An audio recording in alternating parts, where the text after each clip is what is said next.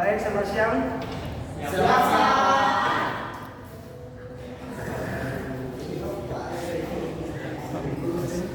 Assalamualaikum warahmatullahi wabarakatuh. Waalaikumsalam warahmatullahi wabarakatuh. Bagaimana? Sudah ke kamar hari ini? Baik, Pak. Udah sarapan kan?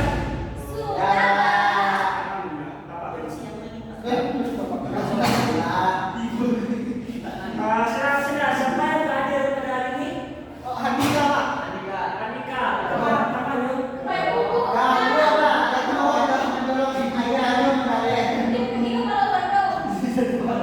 Ya, Pak. Dia buat di pasar. Oh, itu Andika yang bercino itu kan? Oh iya, Pak. Mengalir kan? Ya. Itu online. Iya. Oke, kita lanjut materinya. Ada yang tahu materi kita apa hari ini? Ada, Pak. Apa seperti itu?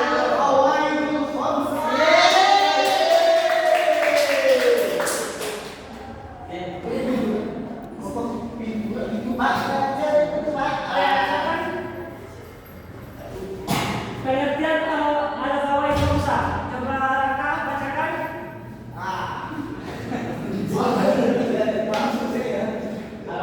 Al-Qawaidul Khamsa adalah 5 kaidah besar dasar dalam ilmu fikih yang sangat penting untuk dipahami agar seseorang dapat memahami hukum-hukum Islam dengan lebih mudah dan jelas. Paham? Jadi apa tadi itu pengertian al-fawaid khamsa?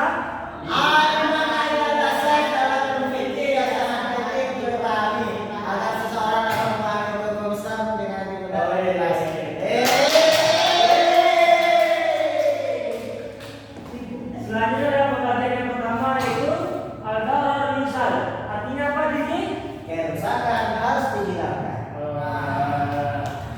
Pengertian itu, kaidah ini menjelaskan bahwa segala bentuk kerusakan atau kerugian yang terjadi harus dihindari atau dihilangkan.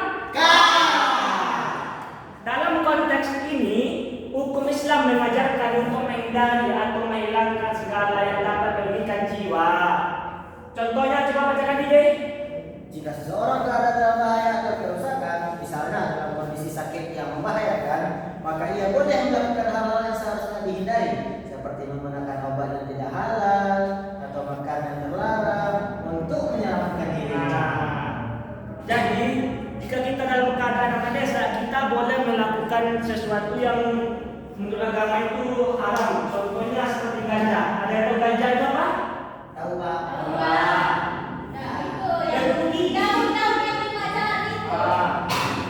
Di dalam ilmu medis, ganja itu memiliki obat untuk bisa menyembuhkan penyakit, salah satunya itu Sakit paru-paru, Pak. penyakit mental. Orang yang memiliki kecemasan berlebihan dan ini apa namanya ini? Pusing. Bukan. Banyak pikiran. Depresi ya. Jadi saya coba mengingatkan itu dengan ganja tersebut. Lanjut. Yang kedua, coba dipasang. Yang kedua itu al-yaqinu la yazulu al-shak. Paham? Apa artinya? Keyakinan tidak hilang dengan keraguan.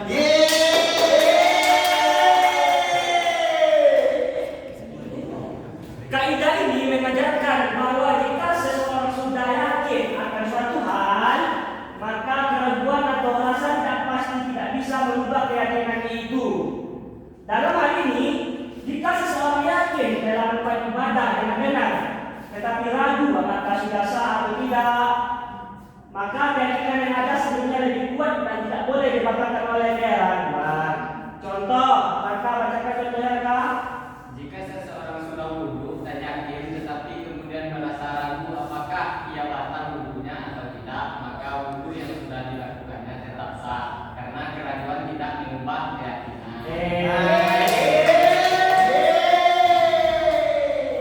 Baik, yang ketiga itu al-mashaqqah tajlibu al-tawsir atau kesulitan mengatasi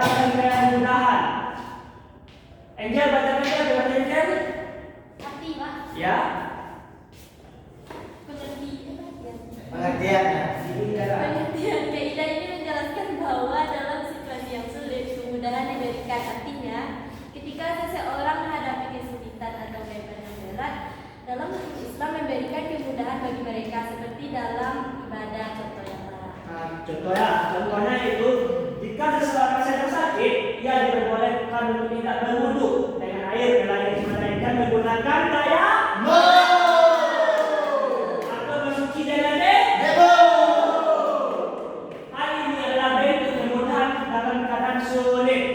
Misalkan ya, Iki dia habis kecelakaan yang saja, Bukan artinya. bukan, terus dia berduka. Kan kalau kena air kan pendek tuh, Iya, Pak. maka dia boleh dengan bertaya. Lanjut. Yang keempat itu al-aslu fi al-asya al-ibaha. Pada dasarnya segala sesuatu itu halal.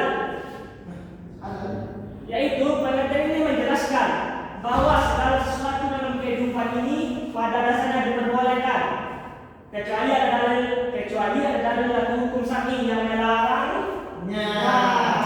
Prinsip ini menunjukkan bahwa sebelum ada aturan yang jelas, kita anggap sesuatu itu halal.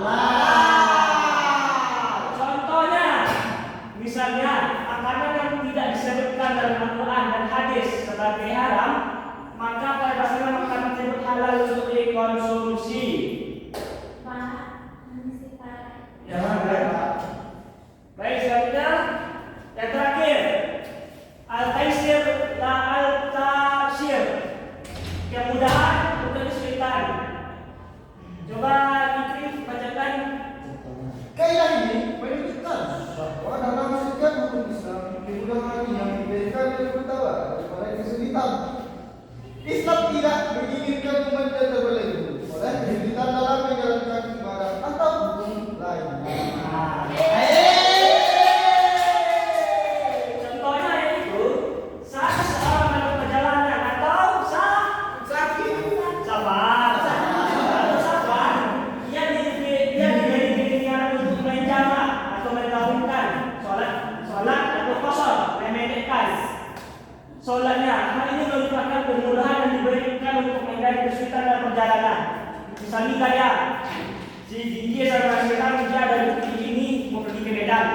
Ke Medan itu kan lama, bukan ada jauh berapa jam bu? Berapa jam? 2 jam lah. 2 hari. Cuma 2 jam. Dia kan naik bus. Kan kalau di bus itu nggak bisa berhenti sembarangan. Jadi ketika dia berhenti misalnya berhenti di waktu pasar, waktu zuhur ya, zuhur. Maka di situ dia bisa menjamak sholat zuhur dengan sholat asar. Bisa juga dengan mengkosongkannya. Baik. Sekarang